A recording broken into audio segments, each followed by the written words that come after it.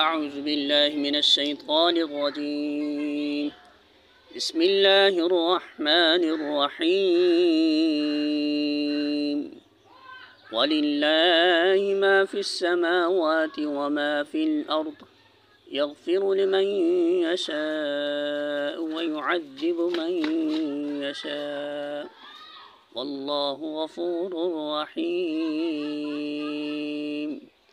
سورہ آل عمران آیت نمبر 129۔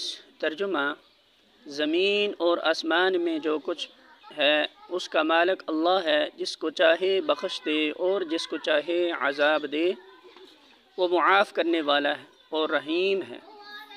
سورہ آل عمران حاشیہ نمبر 97۔ نبی صلی اللہ علیہ وسلم جب زخمی ہوئے تو آپ کے منہ سے کفار کے حق میں بد دعا نکل گئی، اور آپ نے فرمایا کہ وہ قوم کیسے فلاح پا سکتی ہے جو اپنے نبی کو زخمی کرے۔